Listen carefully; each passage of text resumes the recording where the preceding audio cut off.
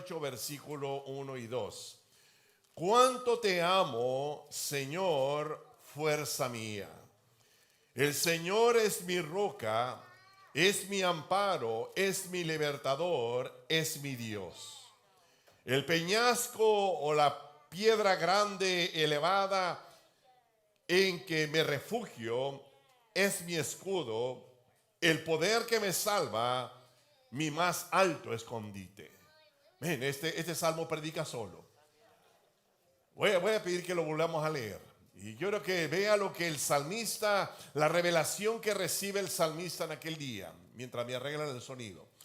Mire lo que dice el salmista. Cuánto te amo, Señor, fuerza mía. El Señor es mi roca, es mi amparo, es mi libertador, es mi Dios. El peñasco, o sea, la piedra grande y elevada en que me refugio, es mi escudo.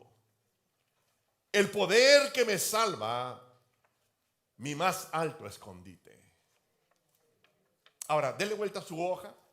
En el libro de Colosenses, capítulo 1, versículo 29, Pablo le escribe a la iglesia de Colosas y le dice estas palabras: con este fin trabajo y lucho fortalecido por el poder de Cristo que obra en mí.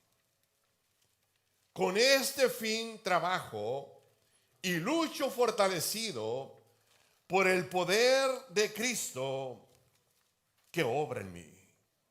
Dios, en esta hora queremos una vez más detenernos por un momento, Señor. Porque sabemos, Dios, que tú no solamente escuchas la oración, sino atiendes a la oración, Señor.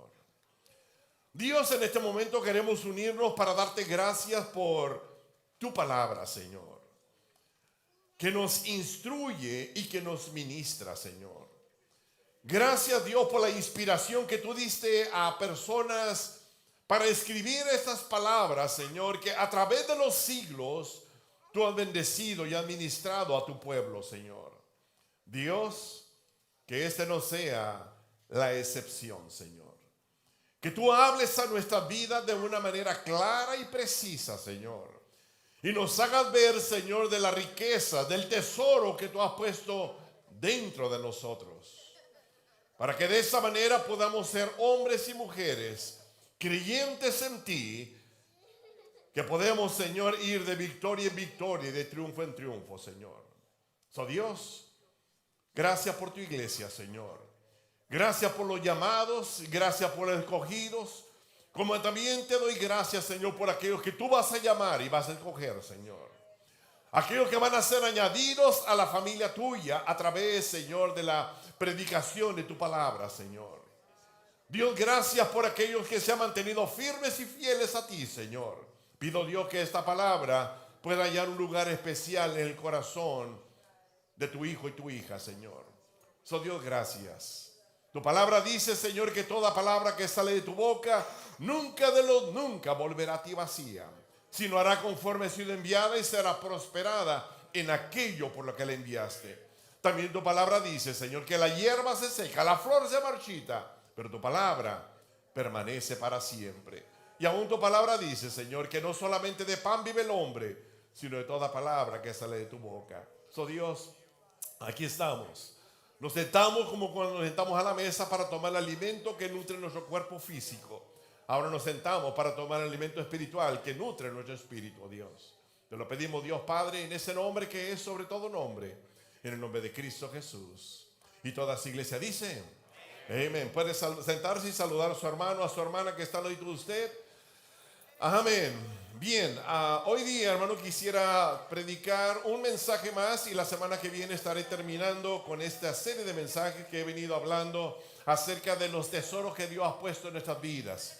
Ya comenzamos hace unos meses atrás, del año pasado. Alguien me prestó este cofrecito lindo que él mismo hizo y como un símbolo de que esto es nuestro cuerpo y esto es la iglesia, que Dios ha puesto en nuestras vidas tesoros.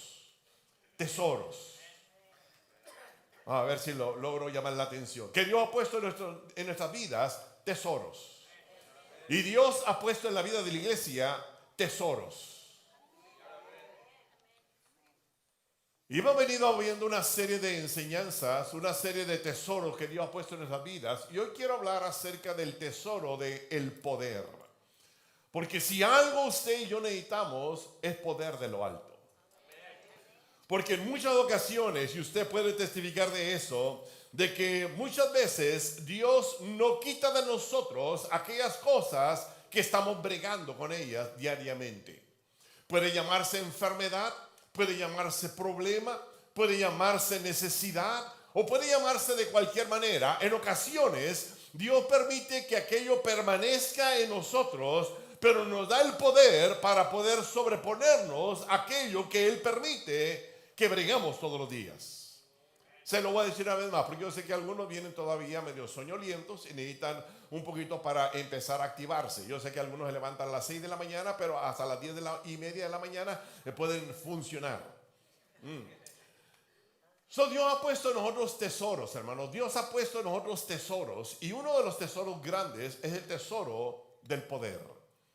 Porque todos nosotros necesitamos poder para poder seguir adelante. Necesitamos de esa presencia del Señor que nos ayuda a nosotros a permanecer firmes, que nos ayuda a nosotros a sostenernos y a soportar todo tipo de adversidad, y nos ayuda a nosotros a avanzar de victoria en victoria. Se lo voy a decir una vez más por si acaso no lo escuchó. Esta fuerza que Dios ha puesto en nuestras vidas nos ayuda a permanecer firmes. Y usted puede mirar personas que a través de los años han permanecido firmes y fieles al Señor. No es por su buena suerte ni por el nombre que tienen, es por el poder de Dios que está en sus vidas. Esta fuerza que Dios pone en nosotros nos ayuda a soportar nosotros todo tipo de adversidad. No importa la adversidad que enfrentemos, Dios pone esa fuerza en nosotros para poder soportarla. Y Dios nos ayuda a nosotros, escuche eso, a avanzar de victoria en victoria. Así que yo sé que este mensaje es para cada uno de nosotros, comenzando conmigo y terminando con la última persona que está ahí arriba. Este mensaje es para todos. Todos necesitamos de ese poder de lo alto. Ahora, escuche esto. Si somos creyentes, nosotros tenemos ese poder dentro de nosotros. Si somos creyentes, nosotros tenemos ese poder dentro de nosotros. Si no somos creyentes, bueno, la forma de obtenerlo es aceptando a Cristo como Señor y Salvador. No, te perdiste un buen lugar de decir amén. Porque la única forma de obtener la fuerza que viene de Dios es siendo hijo de Dios. Y la única forma de ser hijo de Dios es aceptando a Jesucristo como Señor y Salvador de nuestras vidas. Es cuando reconocemos el señorío de Él en nuestras vidas y decimos al Señor: Señor, sé que soy pecador y que necesito, Señor, que tú tengas misericordia de mí y me perdones. Es cuando le decimos al Señor: Señor, me siento vacío y yo sé que solamente tú puedes llenar el vacío que hay en mi corazón. Y cuando nosotros hacemos eso genuinamente, Dios dice en su palabra, Él viene a vivir dentro de nosotros. Y nos da fuerzas. Permítame hablar de 3 fuerzas que usted y yo tenemos que nos llevan adelante a nosotros de victoria en victoria y de triunfo en triunfo. El primero es el poder de la voluntad. Diga conmigo, voluntad. El poder de la voluntad. Dice el apóstol Pablo escribiendo en los libros de Filipenses, le dice Filipenses 2:13, porque Dios es el que en vosotros, escuche esto, produce así el querer como el hacer por su buena voluntad. El apóstol Pablo está pensando en aquello que Dios ha puesto en la vida de la persona, que es no solamente el querer, sino también el hacer la buena voluntad de Dios. Usted sabe que la voluntad es una fuerza motriz que habita en el ser humano. La fuerza, la voluntad. La voluntad es esa fuerza que nos mueve a nosotros a hacer o dejar de hacer algunas cosas. Esa es la voluntad.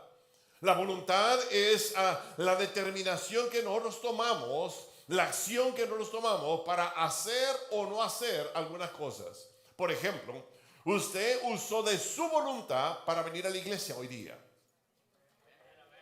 Usted hizo uso de la voluntad, de esa fuerza motriz, para levantarse de cama, arreglarse, tomar su automóvil y dirigirse a la casa de Dios, usted hizo uso de la voluntad.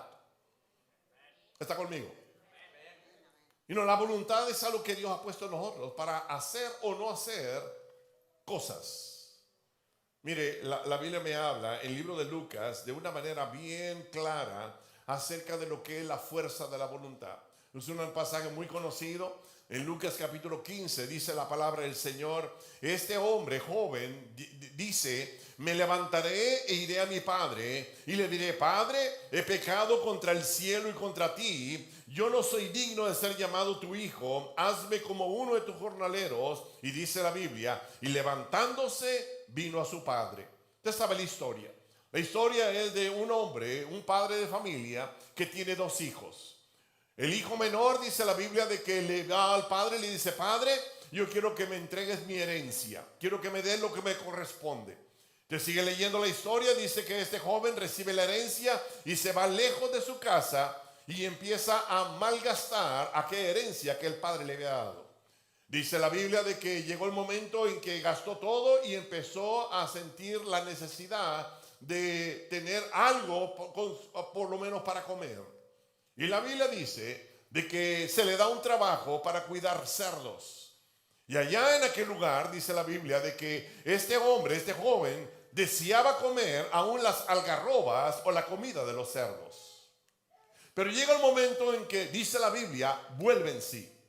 Este joven que estaba lejos de su padre, que estaba ya sin ningún tipo de pertenencia, ningún tipo de posesiones, y que deseaba comer aún las algarrobas de los puercos, de los cerdos, dice la Biblia de que vuelve en sí. Y dice, en la casa de mi padre, aún los jornaleros comen mejor que yo. Dice, por lo tanto, me levantaré, iré a mi padre y le diré, Padre, he pecado contra el cielo y contra ti. Por tanto, dice, no soy digno de ser llamado tu hijo, pero hazme uno como tu siervo. Y dice la Biblia, y entonces levantándose fue a su padre. Ese es el uso de la voluntad. No me escuchaste, iglesia. Es el uso de la voluntad. Esta persona, escuche eso, usó de la voluntad propia, de lo que Dios había puesto en su vida. Ya en ese momento él no tenía amigos, él no tenía a personas que le estuvieran animando, él no tenía pertenencias, él no tenía a su padre cerca, pero tenía la voluntad dentro de él. Y él en ese momento dice, me voy a levantar y voy a decirle a mi padre, Padre, he pecado contra ti. Y luego dice, y levantándose fue a su padre. Escúchame bien, hermano o hermana. ¿Cuántas veces no nos necesitamos echar uso de la voluntad para hacer lo que Dios quiere que hagamos? ¿Cuántas veces necesitamos hacer uso de la voluntad para poder nosotros salir del hoyo donde nos encontramos? No me está escuchando, iglesia. ¿Cuántas veces usted y yo necesitamos hacer el uso de la voluntad? Permítame darle ejemplo para venir a la iglesia. El uso de la voluntad. ¿Cuántas veces necesitamos hacer el uso de la voluntad para comenzar a leer la Biblia o leer la Biblia todos los días? ¿Cuánto necesitamos hacer el uso de la voluntad para doblar nuestras rodillas, sea en la mañana para comenzar el día o al final de la noche, al final del día para terminar de rodillas pidiéndole al Señor misericordia? ¿Cuántas veces necesitamos hacer uso de la voluntad? De esa fuerza motriz que Dios ha puesto en nuestras vidas para hacer aquello que Dios quiere que hagamos. ¿Puede decir amén? Y no, cuántas veces caemos en problemas financieros o en problemas de familia o en problemas matrimoniales y necesitamos de la voluntad de Dios o de la voluntad que Dios ha puesto en nuestras vidas para levantarnos, para animarnos nosotros mismos y para corregirnos. Bueno, 2, 3 están conmigo. Pero la verdad es esta: usted y yo tenemos dentro de nosotros la voluntad.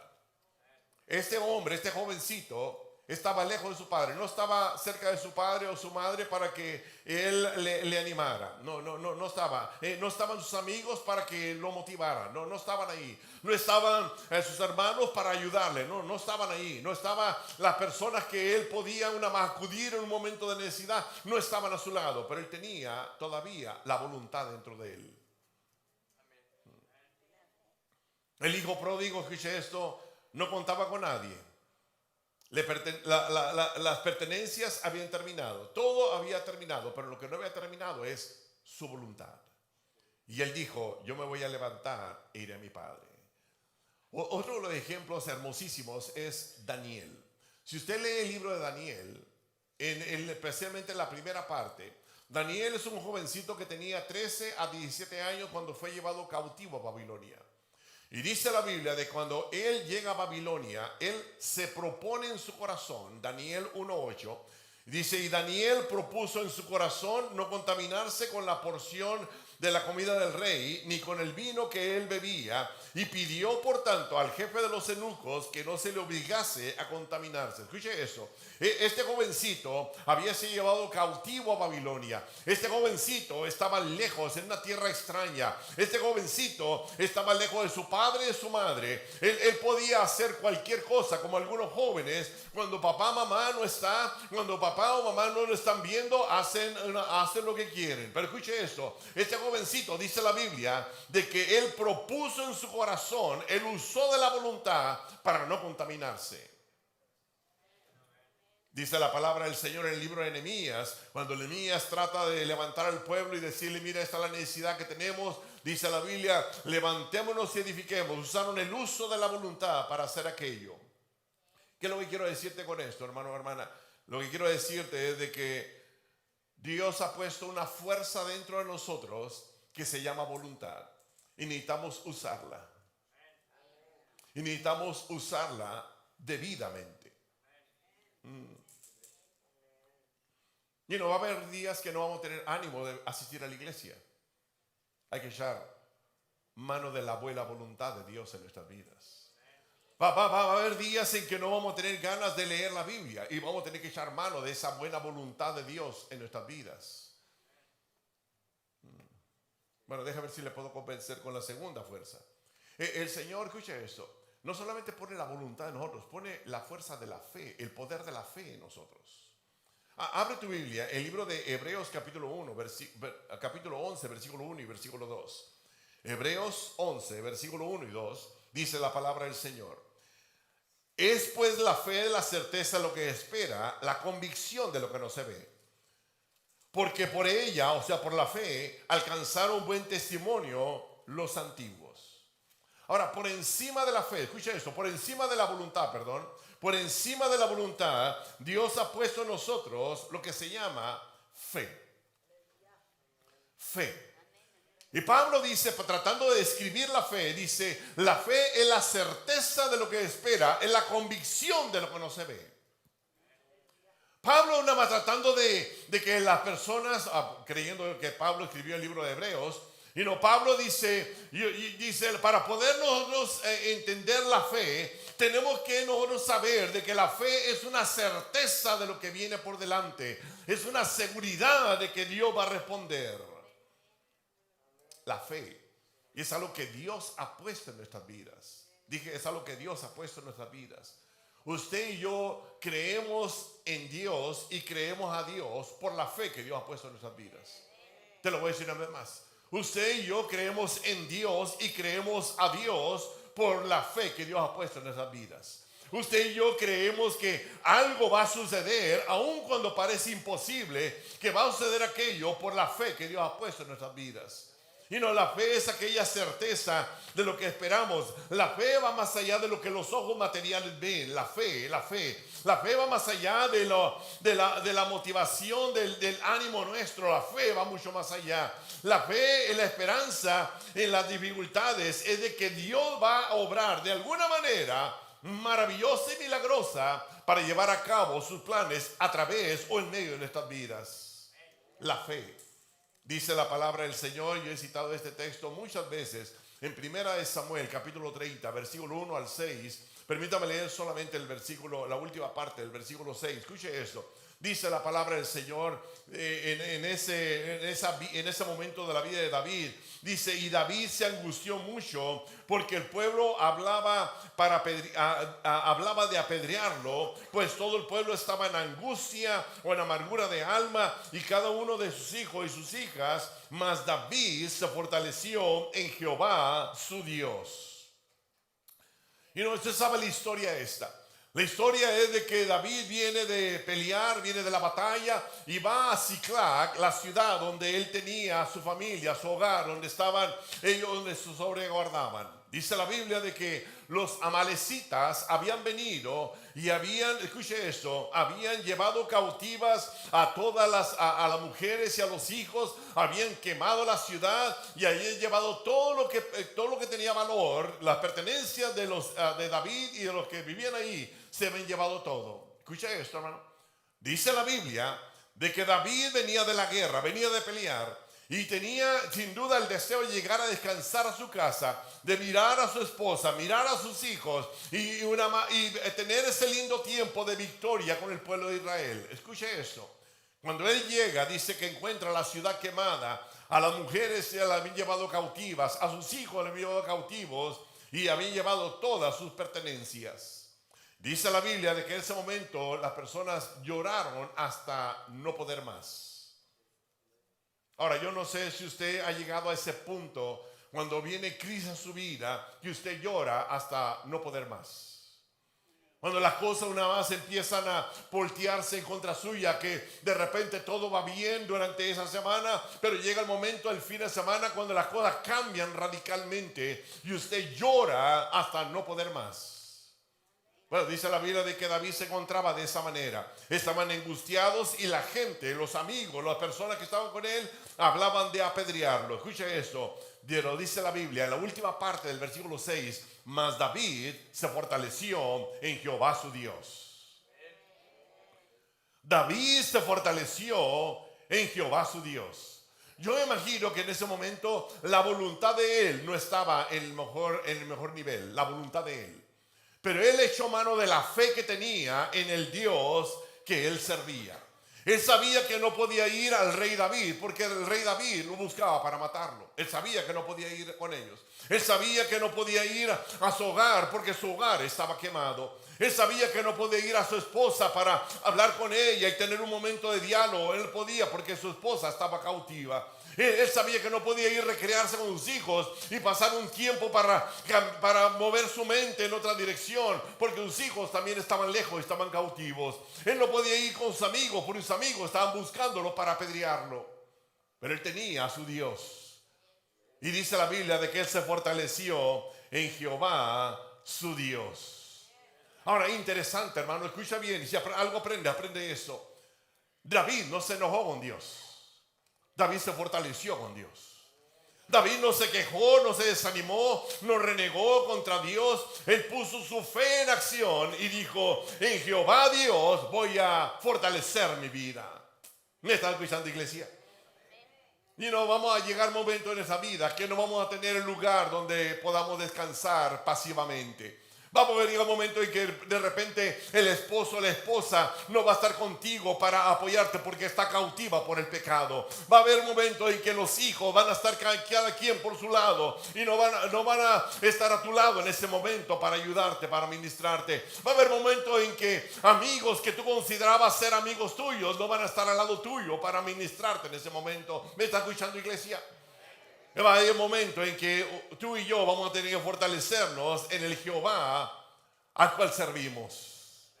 Mira lo que dice la palabra del Señor. David no tenía casa, pero sí tenía a su Dios. David no tenía esposa en ese momento, pero sí tenía a su Dios.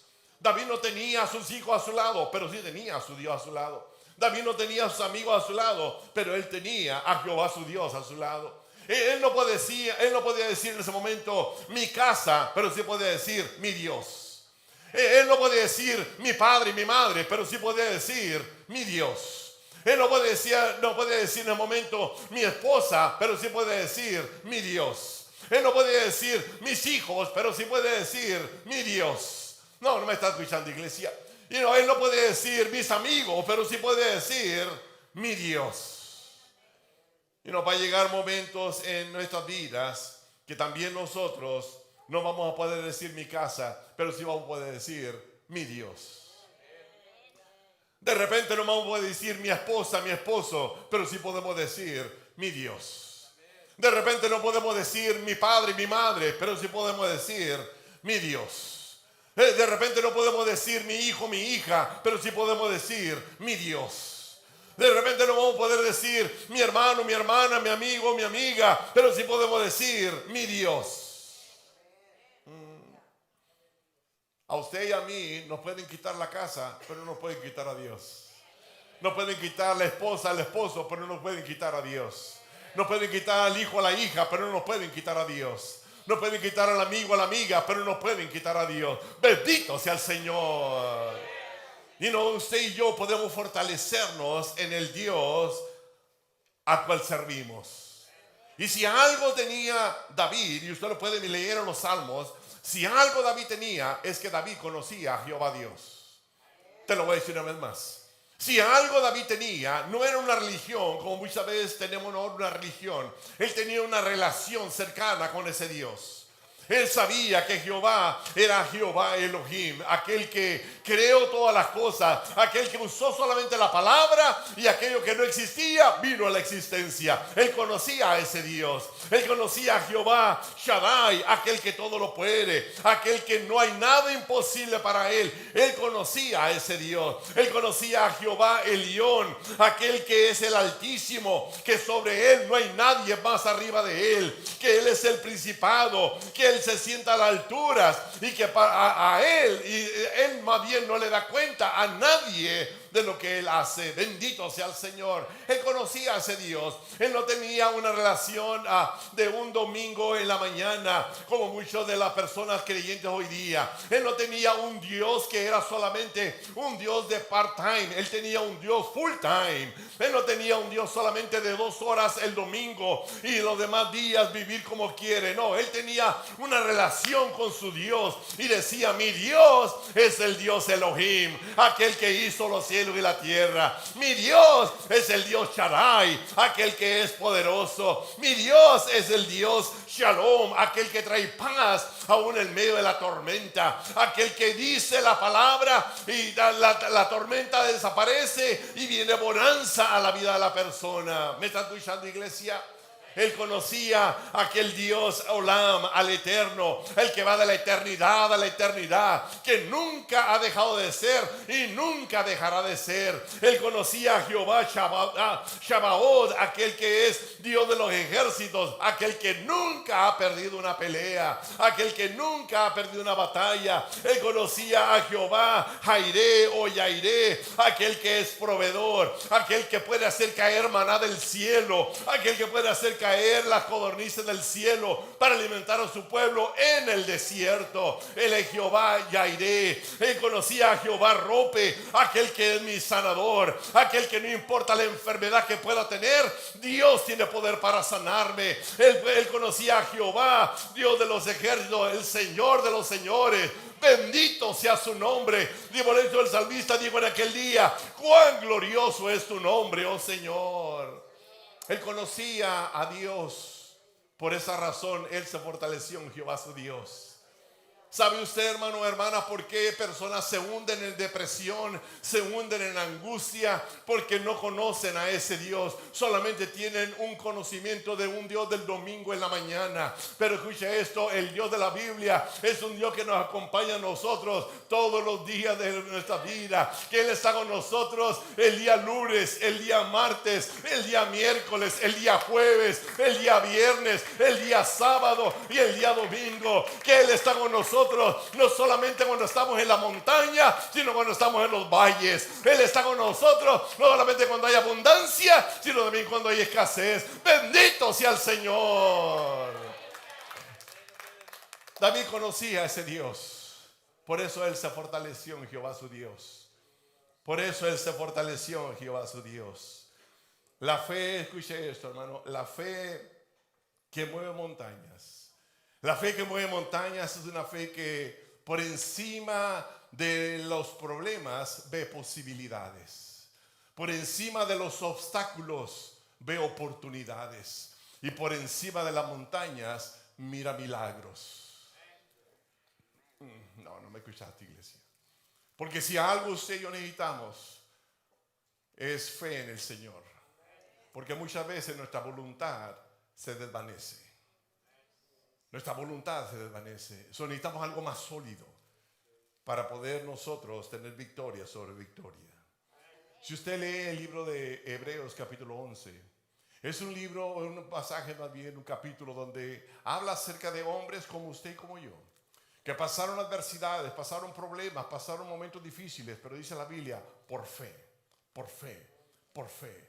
Por fe conquistaron reinos, por fe hicieron maravillas, por fe caminaron aún en momentos difíciles, por fe una más salieron victoriosos cuando estaban en el foso de leones, por fe salieron victoriosos cuando estaban en ese horno de fuego, por fe, por fe. Dios quiere, escucha esto, que usted y yo pongamos en práctica nuestra fe. Ahora, va a llegar momentos, escuche esto, va a llegar momentos en que nuestra voluntad se va a desvanecer y nuestra fe se va a debilitar. Bueno, aquí entra la tercera fuerza que Dios ha puesto en nosotros y se llama Espíritu Santo. La fuerza del Espíritu Santo. Mira lo que dice la palabra del Señor en el libro de Romanos capítulo 8 versículo 26. Márcalo en tu Biblia. Romanos 8, 26 dice la palabra del Señor. Y de igual manera, el Espíritu, que es el Espíritu Santo, nos ayuda en nuestra debilidad. Pues ¿qué hemos de pedir como conviene? No lo sabemos. Pero el Espíritu mismo intercede por nosotros con gemidos indecibles. Mira lo que dice la palabra del Señor. Pablo escribiendo le dice, de igual manera el Espíritu nos ayuda a nosotros.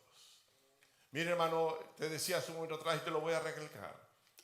La voluntad nuestra muchas veces se va a desvanecer. No vamos a tener voluntad para seguir adelante. Vamos a querer tirar, como dicen por ahí, tirar la toalla y colgar los guantes. No vamos a tener la voluntad para seguir un día más. Decir, yo ya no puedo con esta mujer, yo ya no puedo con este hombre, yo ya no puedo con este hijo, ya no puedo con esta hija, yo ya no puedo con esta enfermedad, yo ya no puedo con este problema, yo ya no puedo con esta necesidad. Y va a estar tentado a tirar la toalla y colgar los guantes. La voluntad se le va a desvanecer. Aún la fe se va a debilitar. Aún la fe se va a debilitar. Pero escuche esto, hermano. Dios ha puesto en nosotros algo tan sólido y seguro, que es su presencia misma, su Espíritu en nuestras vidas. Porque cuando hablamos del Espíritu de Dios, hablamos de la presencia de Dios en nuestras vidas.